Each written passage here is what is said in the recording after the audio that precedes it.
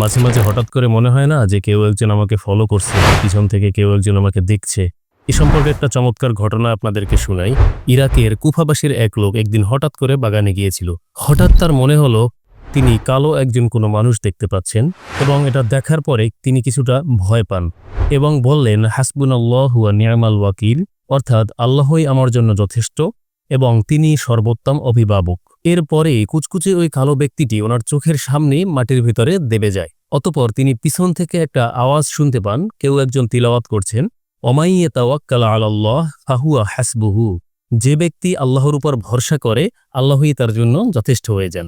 এরপরে তিনি পিছনে তাকালেন, কিন্তু কাউকেই তিনি আর দেখতে পেলেন না। যেরকম ব্যাপার মাঝে মাঝে আমাদের সাথে ঘটে আর কি, মনে হয় পিছন পিছন কেউ হাঁটছে, কিন্তু তাকালে আসলে কাউকেই আর দেখতে পাচ্ছি না। এরপরে একটু হাদিসের দিকে আমরা আগাই।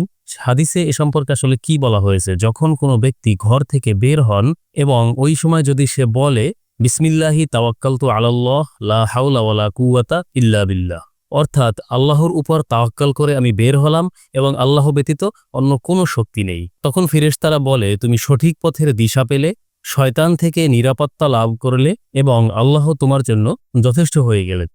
কি চমৎকার বাক্য, তাই না? অতঃপর শয়তান এসে বলে সে ব্যক্তি সঠিক পথের দিশা পেয়েছে, নিরাপত্তা লাভ করেছে আর আল্লাহ তার জন্য যথেষ্ট হয়ে গিয়েছেন, অতএব তোমরা আর তার কি ক্ষতি করতে চাও। চমৎকার এই ঘটনাটি যদি ভালো লেগে থাকে তাহলে শেয়ার করে ছড়িয়ে দিতে পারেন অন্যদের উপকারের জন্য। ধন্যবাদ, ভালো থাকবেন। আসসালামু আলাইকুম।